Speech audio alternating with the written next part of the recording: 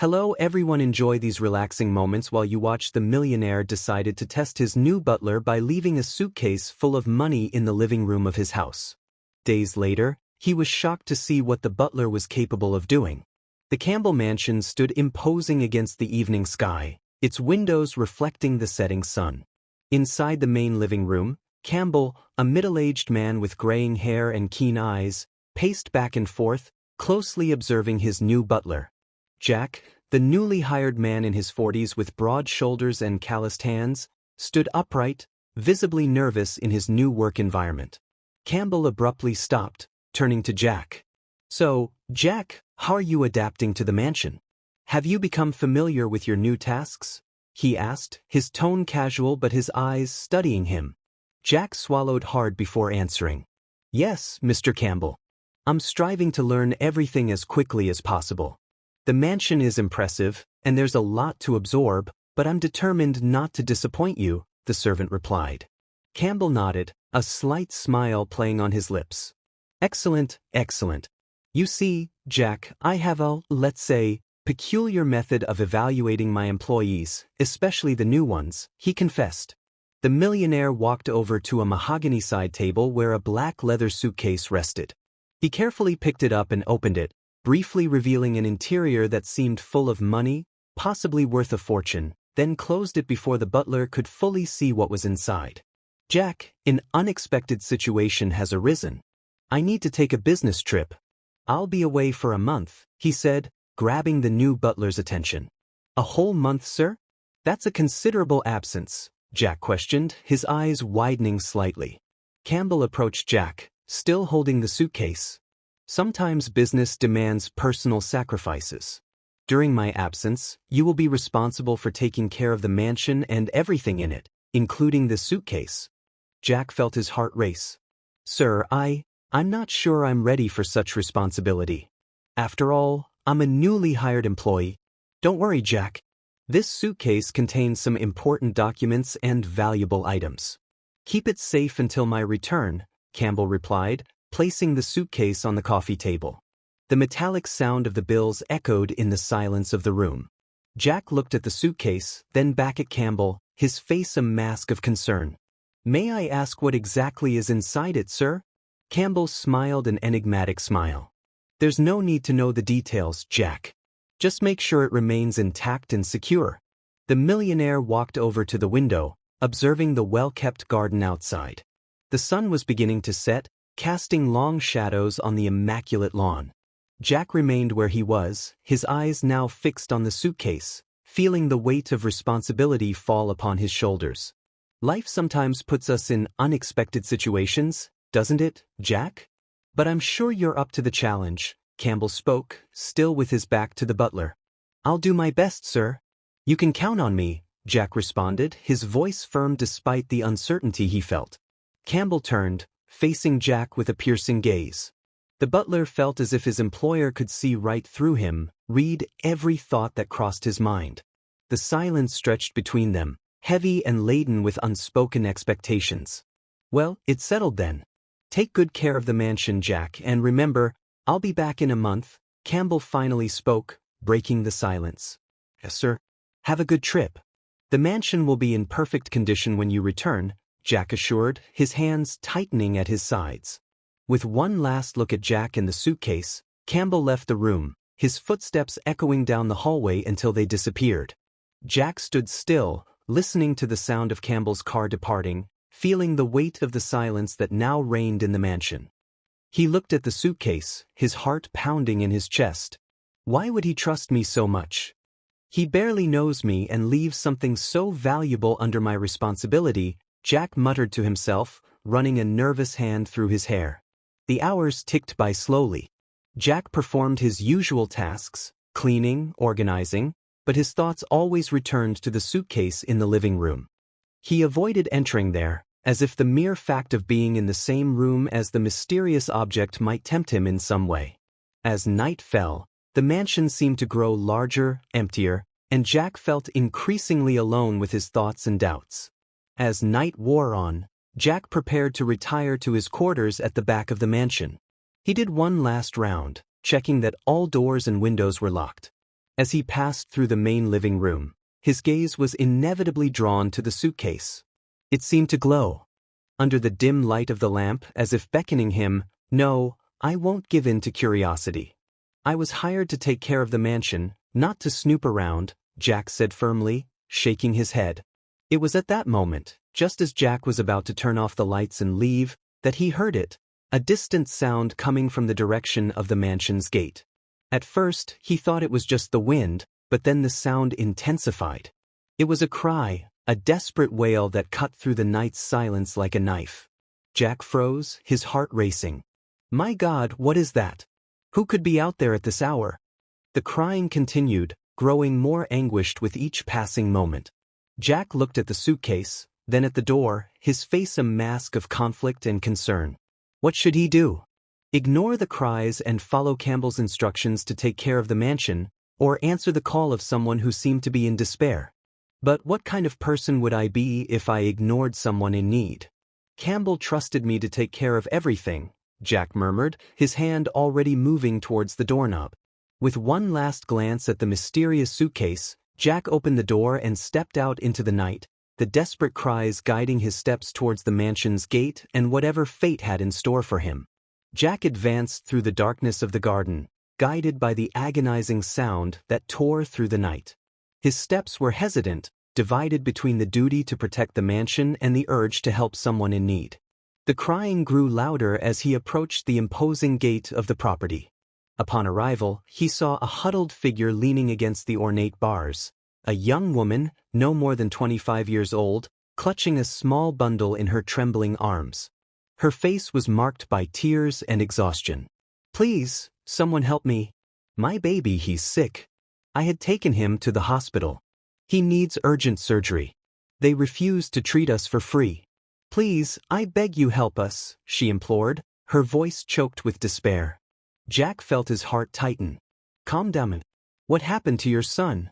The woman lifted her gaze, her eyes shining with hope as she saw Jack. She partially unwrapped the baby, revealing a pale, wheezing child. "He was born with a heart problem. The doctors say that without the surgery he won't. She explained between sobs. Her voice failed, unable to complete the terrible sentence. Jack observed the baby, noting his irregular breathing and the bluish tinge of his skin. The urgency of the situation was palpable, weighing in the night air like a storm about to break. "How much does the surgery cost? What can I do to help him?" Jack asked, his mind already racing to the suitcase full of money inside the mansion. $50,000, the woman replied, her voice almost a whisper. "I've sold everything I had, but it's still not enough. I don't know who else to turn to." Jack closed his eyes for a moment, his inner conflict reaching its peak. Campbell's trust weighed on his shoulders, but the life of an innocent child was at stake. He knew there was much more than $50,000 in the suitcase, but using any part of that money would be a violation of the trust placed in him.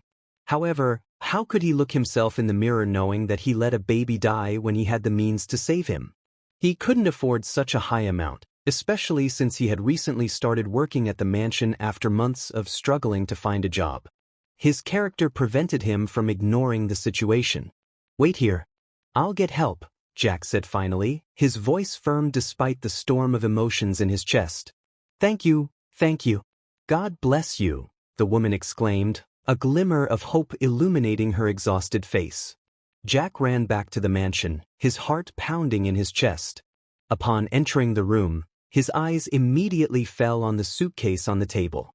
He opened it with trembling hands, revealing bundle after bundle of banknotes. "Forgive me, Mr. Campbell, but I can't let a child die," he murmured, taking several bundles of cash. Returning to the gate, Jack handed the money to the astonished woman. "It should be enough for the surgery and a little extra for hospital expenses," he said, breathless. The woman looked at the money, then at Jack, tears of gratitude streaming down her face. "How can I thank you?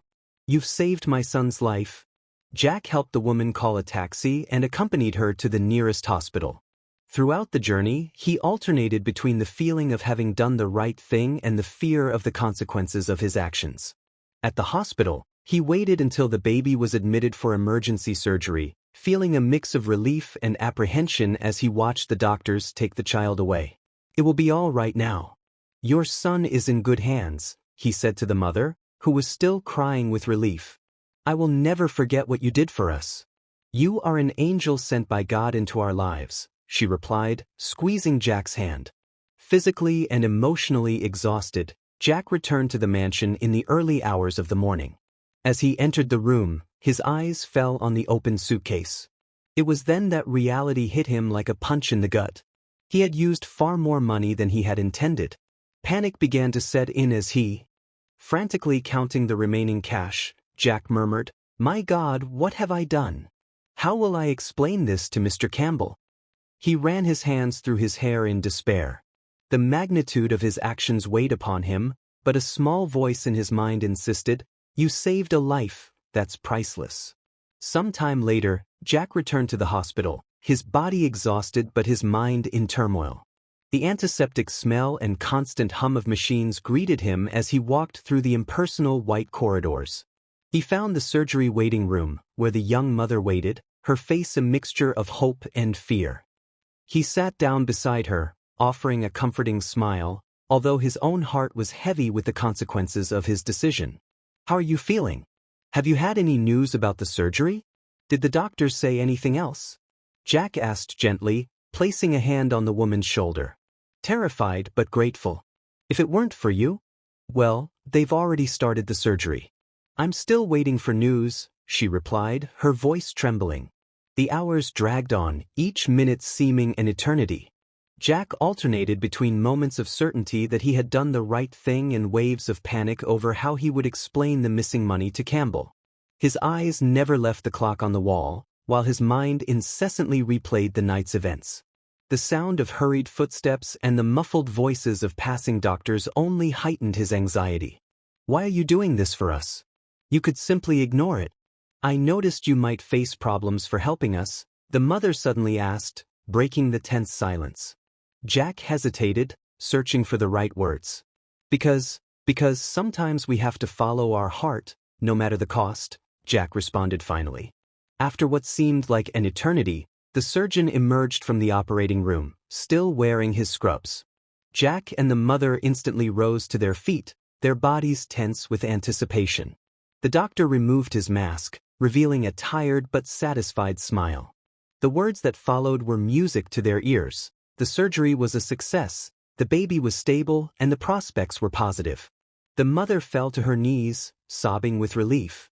My baby is going to live." Jack felt a wave of emotion wash over him. "See? I told you it would be all right," he muttered, his own voice choked with emotion. As the mother was taken to see her child in recovery, Jack remained in the waiting room, allowing relief to flood over him. The tension that had kept him on edge all night began to dissipate, leaving him exhausted but strangely at peace. He closed his eyes, allowing himself a moment of calm after the emotional storm he had faced. "I did the right thing. No matter what happens next, I saved a life today," Jack thought, a small smile forming on his lips. But a persistent voice in his mind countered, "And what about the consequences? Campbell trusted you. You could be arrested for theft." "No, I can't think like that," he said to himself.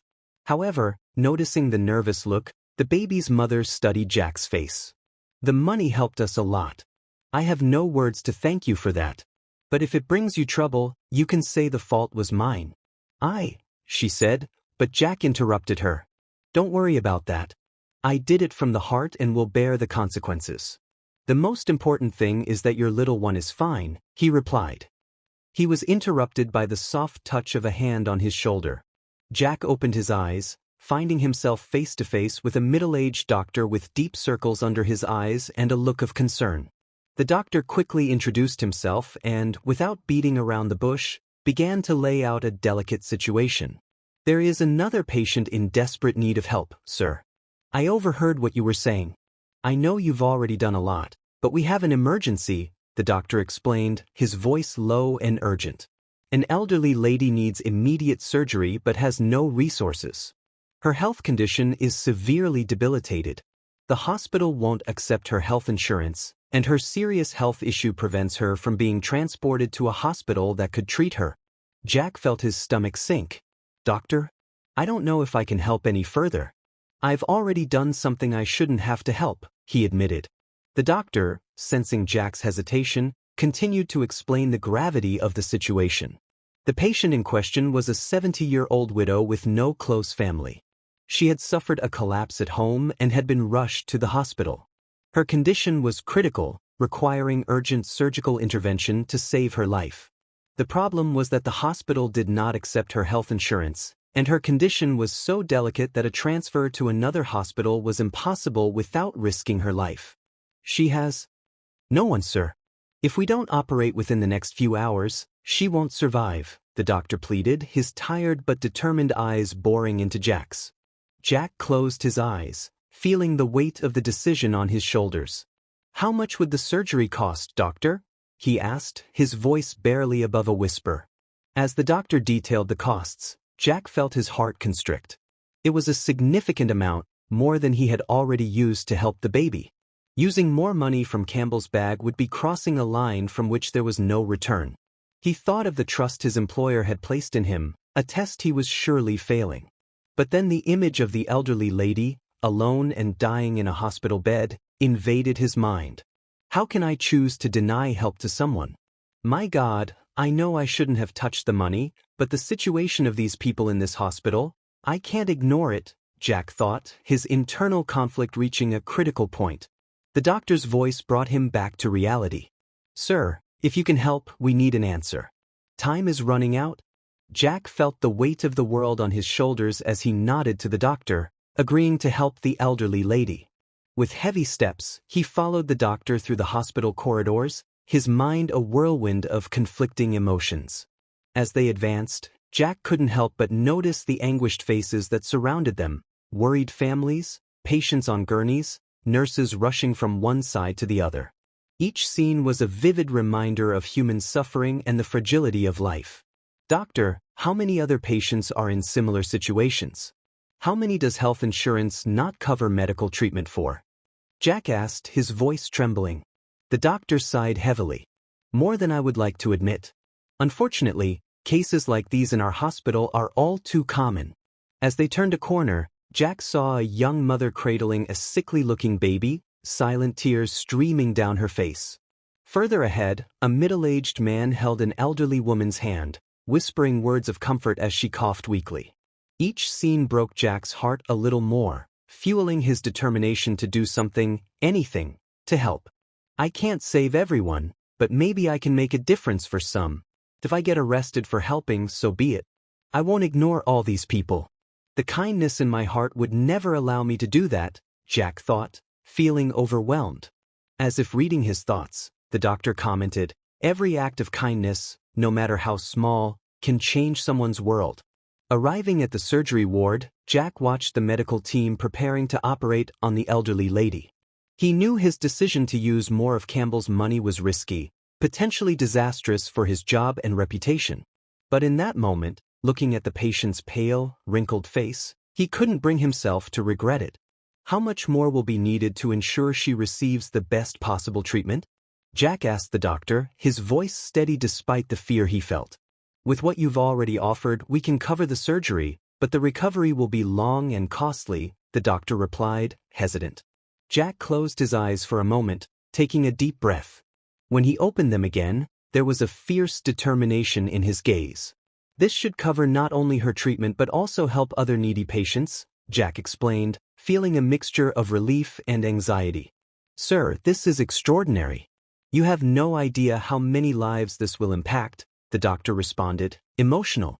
As he watched the medical team wheel the elderly lady into surgery, Jack felt a wave of exhaustion hit him. He stumbled to a nearby chair, letting himself fall heavily onto it.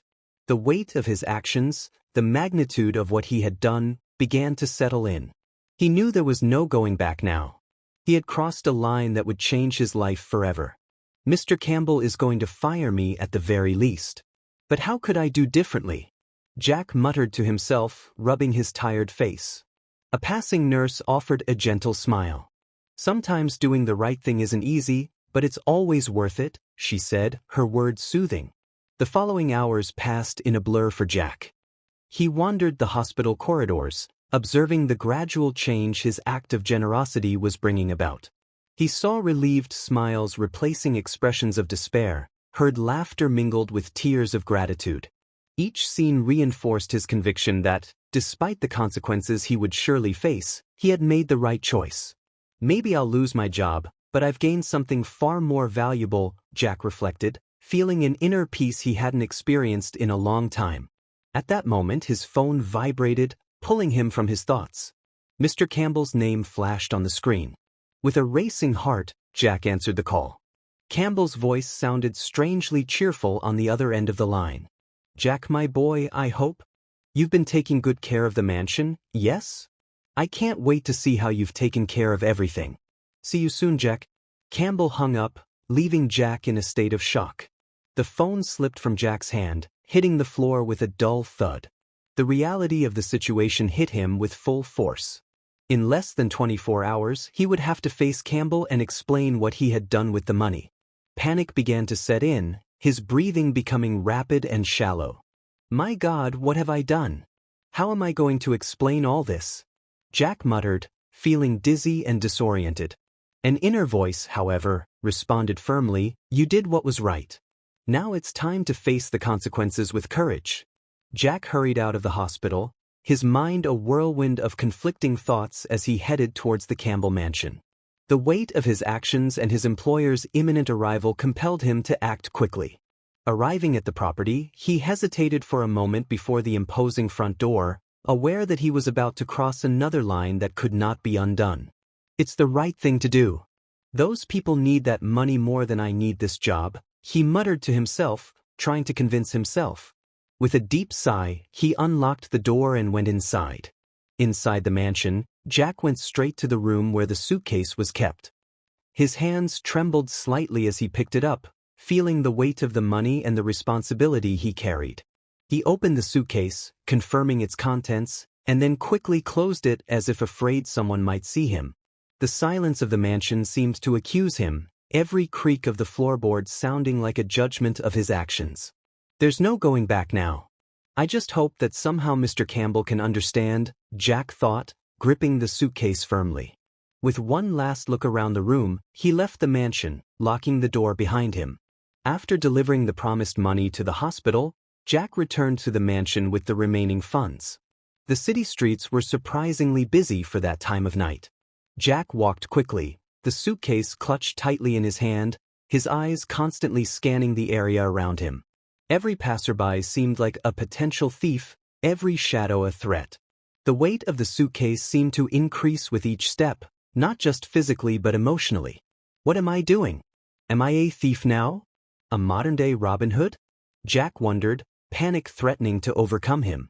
An inner voice replied, "No, you are someone who chose to make a difference no matter the cost."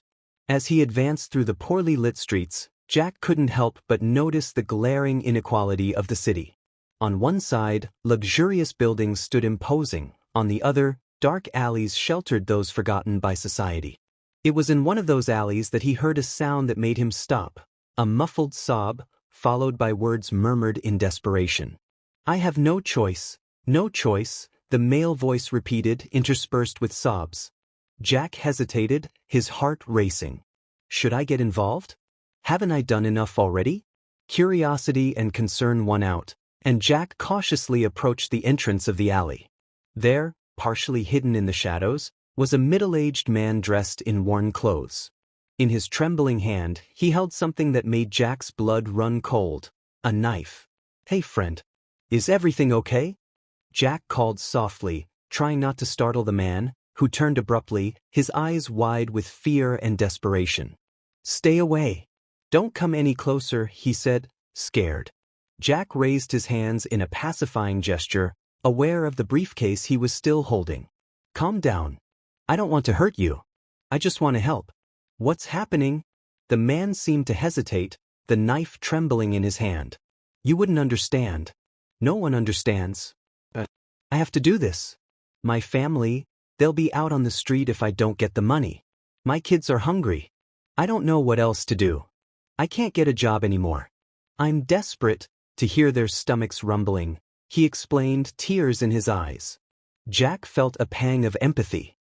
Here was someone as desperate as the people at the hospital, someone about to make an irreparable mistake out of necessity. Without hesitation, Jack took a step forward. I understand more than you think. Let me help. How much do you need? Jack said, his voice soft but firm. The man stared at him, disbelieving. You want to help me? Why? Jack opened the briefcase, ready to offer help, when reality hit him like a punch in the gut. The briefcase, which he had hoped still contained a significant amount, was almost empty. Only a few solitary bundles of notes remained at the bottom. It can't be, Jack muttered, panic rising in his chest. Did I donate all of this already? The man, noticing Jack's expression of shock, lowered the knife. What is it? What's wrong? Jack closed his eyes for a moment, trying to recompose himself. He had used more money than he thought at the hospital and now found himself in an impossible situation. How could he help this man when he barely had enough to fulfill his previous promises?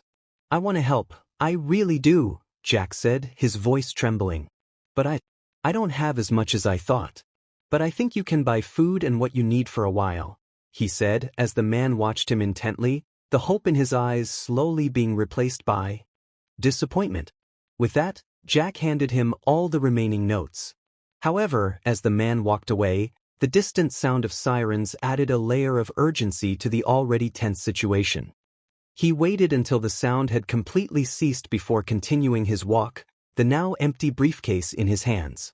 Jack returned to Campbell Manor with heavy steps, the empty briefcase swinging in his hand like a constant reminder of his actions. As he entered his room at the back of the property, he was immediately struck by the magnitude of what he had done. The room, normally a refuge, now seemed suffocating. Jack turned on the lamp, casting a dim light over the desk where he had so often organized the manor's affairs. Now, this same desk would be the stage for his confession. How do you explain the inexplicable? Perhaps there is no explanation, only the naked, raw truth, Jack murmured to himself, picking up a sheet of paper and a pen.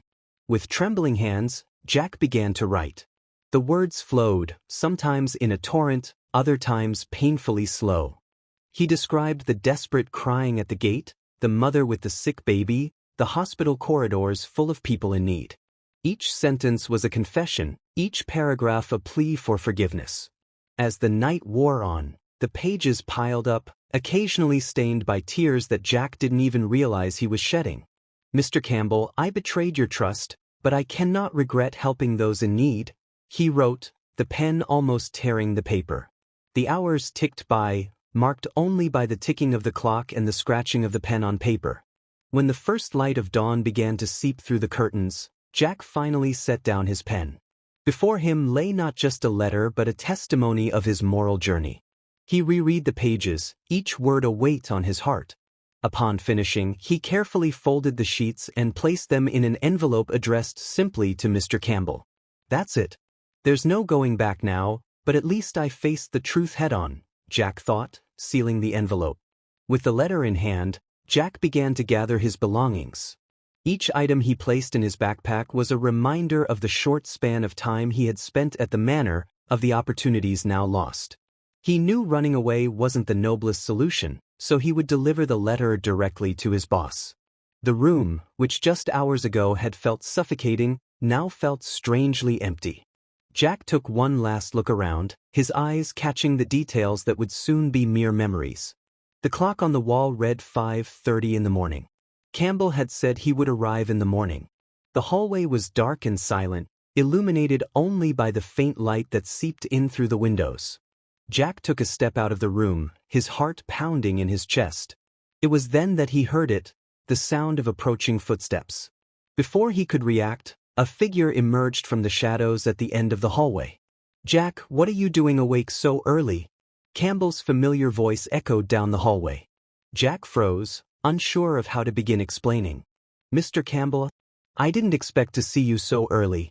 Campbell approached, his eyes roving over Jack's figure, noticing the backpack, the guilty expression, and the letter in his trembling hand. The silence between them was palpable, laden with unasked questions and unspoken truths. Jack felt as if the world was crumbling around him, each second an eternity of anticipation and fear. "It seems we have much to discuss, doesn't it?" Campbell finally said, his voice surprisingly calm. Jack swallowed hard, knowing the moment of truth had arrived sooner than expected. "Yes, sir, I suppose we do." Campbell motioned for Jack to follow him to his office, the silence between them heavy and fraught with tension. As they entered the room, the morning light filtered through the heavy curtains, illuminating the austere setting. Jack remained standing, restless, as Campbell sat behind his imposing mahogany desk. With trembling hands, Jack held out the letter. "Mr. Campbell, I wrote this to explain everything. I did something that could be considered a breach of your trust, and I wrote down everything that happened," Jack said, his voice barely above a whisper. Campbell took the envelope, his eyes never leaving Jack's face. "I understand. But before I read it, I would like to hear from you, Jack." Jack took a deep breath, feeling the weight of his actions pressing on his chest. The words began to flow, hesitant at first but soon gaining strength and urgency. "Mr. Campbell, I betrayed your trust. The money you left, I used it not for myself, but to help desperate people. It all started with a baby who needed urgent surgery. The mother was at the gate crying, begging for help. I couldn't just ignore her." His voice trembled, but he continued, the words now pouring out in an unstoppable torrent. "After that, I saw so much need at the hospital. An elderly woman who would die without surgery, families who couldn't afford treatments. Every face, every story broke my heart. I knew it was wrong to use the money without your permission, but how could I sleep at night knowing I had the means to help and didn't do it?" Jack gestured as he spoke, his emotion palpable. "You entrusted me with the mansion, but in that suitcase was more than just money. There was hope. There were lives. I saw children smile again. I saw relief in the eyes of desperate parents. I know it wasn't my place to decide, but in that moment, I felt it was the right thing to do." He paused, swallowing hard before continuing. "I'm not asking for forgiveness, Mr. Campbell. I know what I did was a breach of trust. I'm ready to face the consequences, but I want you to understand that every penny was used to make a difference in someone's life. It wasn't out of greed or self-interest." Jack went on, his voice now laden with conviction. "We live in a world where inequality is glaring, where some have so much and others so little. That night, I felt I could balance that scale a little. I know it's not a justification, but maybe it can be an explanation. I saw pain, desperation, and I could do something about it. How could I call myself human if I turned my back?" He spoke of the transformation he saw at the hospital, of the relief on the faces of the people he helped. He described in detail the man in the alley about to commit a crime out of desperation and how a little help could change the course of a life. "I'm not saying I'm a hero, Mr. Campbell, far from it. I'm just someone who found himself faced with a moral dilemma and chose the path I believed was right, even knowing there would be consequences."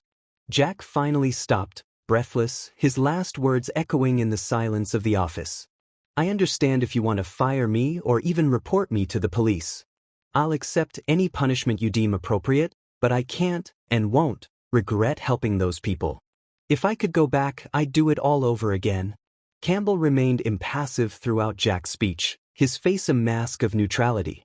When Jack finished, the millionaire finally opened the letter, his eyes quickly scanning the pages. The silence stretched, each second seeming an eternity for Jack. What is he thinking? Does he understand, or does he just see me as a thief? Jack wondered, his heart pounding in his chest. After what seemed like forever, Campbell carefully folded the letter and placed it on the desk. He rose slowly, his gaze finally meeting Jack's. "Jack, you've surprised me.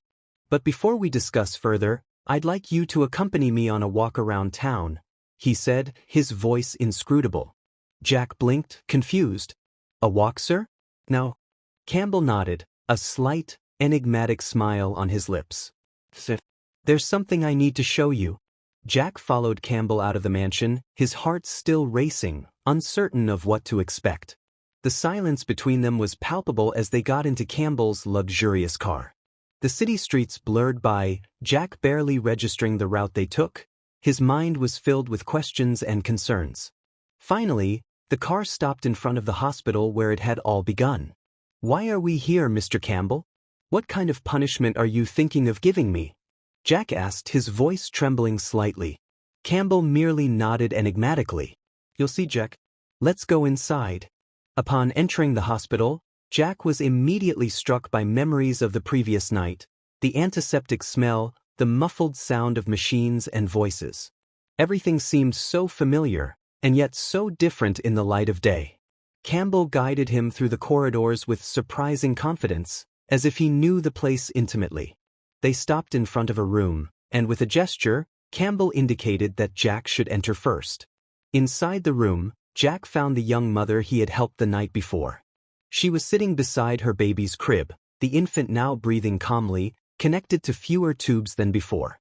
Upon seeing Jack, the woman's eyes filled with tears. "It's you. My son, he's going to live, thanks to you," she exclaimed, rising to embrace Jack. Surprised by the reaction, Jack looked to Campbell, who observed the scene with a discreet smile. Campbell then guided them to another room, where they found the elderly lady Jack had helped. She was sitting on the bed, surrounded by nurses checking her vital signs. Upon seeing Jack, her face lit up with a radiant smile. "My guardian angel. The doctor said you helped me. Without the surgery, I wouldn't have survived. Knight, how can I thank you?" she said, extending a trembling hand to Jack, who felt a lump in his throat, unable to respond. Campbell placed a hand on his shoulder, gently guiding him out of the room. They continued their tour of the hospital, stopping at several rooms. In each one, Jack was received with overflowing gratitude and stories of renewed hope. Entire families embraced him, children smiled at him, and even the doctors and nurses expressed their gratitude for what he had done. "Mr. Campbell, I don't understand. How did you know about all this?" Jack was finally able to say, feeling overwhelmed. Campbell smiled. "Patience, Jack. Everything will be explained soon." After visiting the last room, Campbell took Jack back to the car. The return to the mansion was as silent as the journey there, but this time the silence seemed charged with a different energy. Upon arriving, Campbell led Jack to his office, closing the door behind them. "Jack," Campbell began, his voice now laden with emotion, "what you saw today was just a fraction of the impact your actions had. But before I explain further, I need to tell you a story." He paused, his eyes fixed on Jack. "Years ago, I started receiving requests for help at my mansion, desperate people, heartbreaking stories. They saw this imposing house and realized I had enough money to help them. And I wanted to do that, but I also wanted to make sure my help would reach the right hands. That's when I had an idea, a test, if you will. I started leaving a suitcase full of money for each new employee I hired, always with the same story of a business trip," he continued, his voice gaining intensity. "Over the years, I saw dozens of butlers pass through this mansion. All of them completely ignored the requests for help, concerned only with protecting the money. Others succumbed to temptation and used the money for their own benefit. But you, Jack, you were the first to do exactly what I hoped someone would do. I was shocked because, for the first time in years, I found someone like you." Campbell stood up, walking to the window. "You not only helped those in need, but you did so knowing it could cost you your job, your reputation. You put the well-being of others above your own, and that, Jack, is the true essence of compassion and generosity. Furthermore, you confessed everything, even knowing that I would have the power to have you arrested or fired."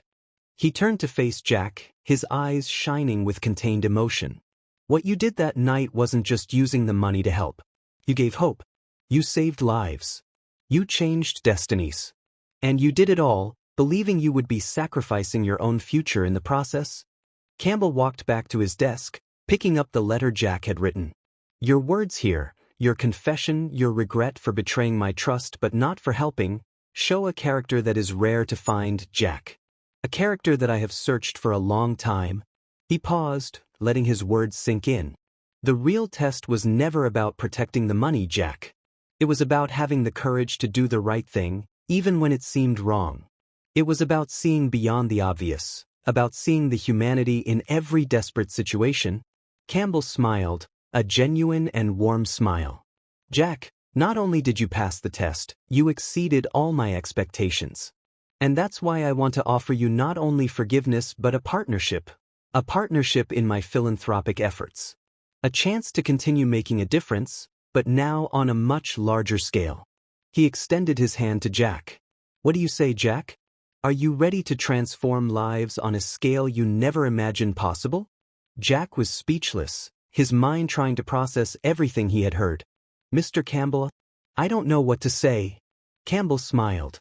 "Seisha, together, we can do much more than you did that night. Much more."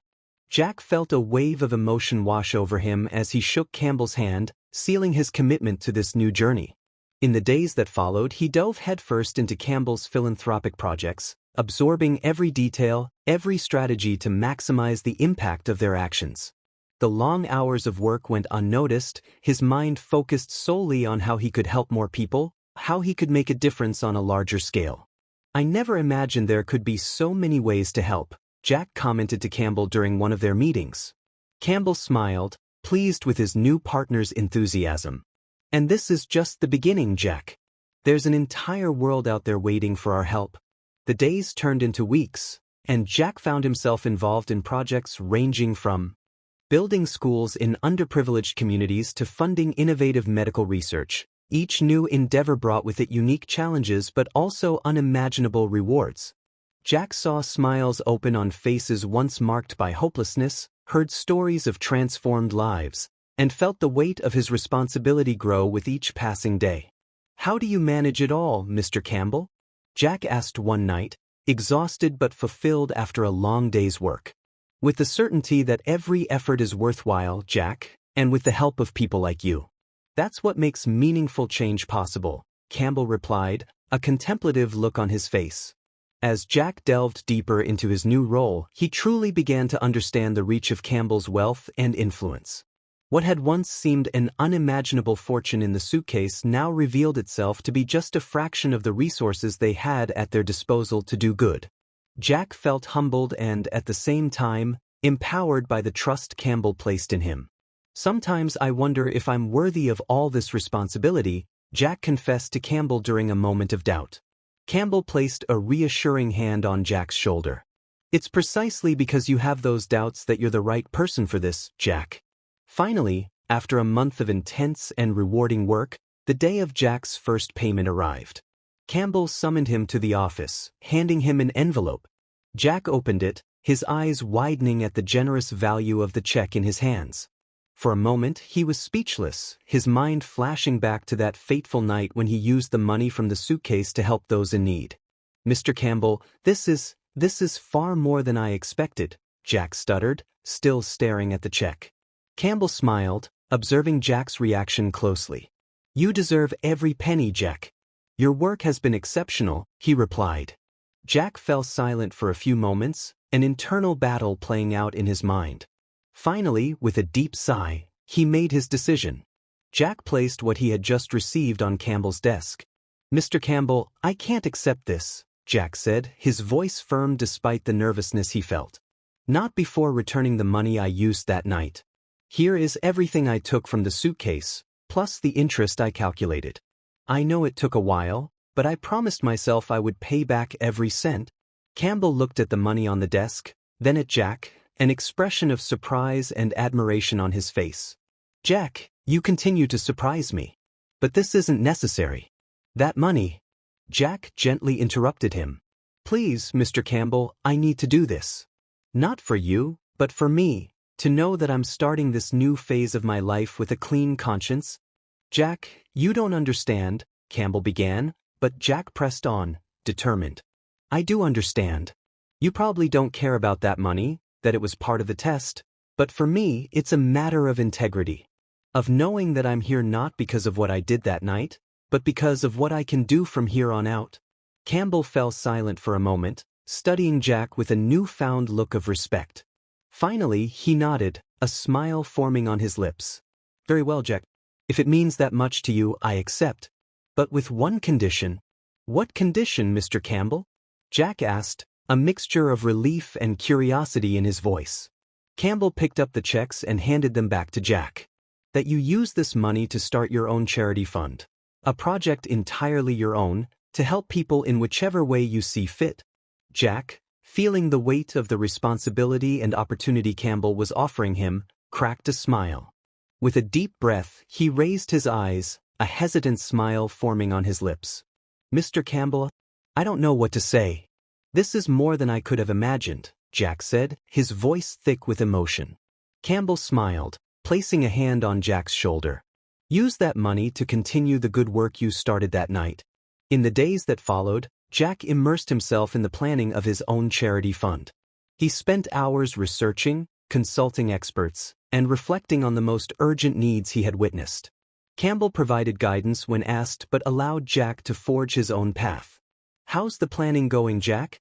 Campbell asked one afternoon, finding him surrounded by papers. Jack looked up, his eyes shining. "It's challenging, Mr. Campbell, but every challenge brings a new opportunity to help." Weeks later, Jack was ready to launch his initiative, focused on providing emergency medical assistance to those who couldn't afford it. On launch day, he found himself standing before a small crowd, his heart pounding as he stepped up to the podium. "Today, we launch a promise that no one will ever again have to choose between health and financial ruin," Jack declared, his voice firm. Passionate applause echoed through the room, and Jack saw tears in the eyes of some present. The months passed, and Jack's charity fund grew beyond his expectations. He coordinated teams of volunteer doctors, negotiated with hospitals, and inspired others to join the cause. Each day brought new challenges and new stories of hope. 6 months after the launch, Jack organized a recognition event. The hall was filled with smiling faces, many of whom he recognized as people he had personally helped. As he stepped onto the stage, his eyes met Campbell's in the crowd. "When I started this journey, I thought I was alone," Jack began, emotional. "But looking at all of you today, I realize I've never been. We are a community of compassionate hearts." In the audience, he saw familiar faces, the young mother with her healthy baby, the recovered elderly lady, and even the man from the alley, now an active volunteer. As he concluded his speech, Jack was surrounded by people sharing their stories. Campbell approached, a proud smile on his face. "Jack, my boy, you've exceeded all my expectations," Campbell said, embracing him. Jack returned the embrace, emotional. "Thank you for believing in me and giving me this opportunity."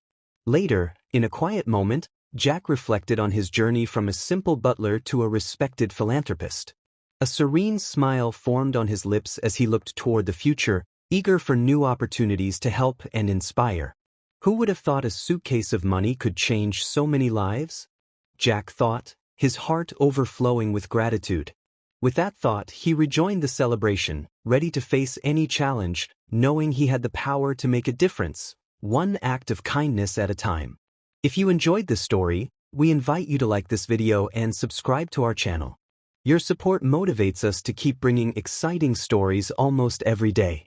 Don't miss the next surprising narrative that is about to appear on your screen. We are immensely grateful to have you here with us. Now you can click on the links appearing on the screen right now. We have a special selection just for you, filled with valuable stories and guaranteed entertainment. See you there.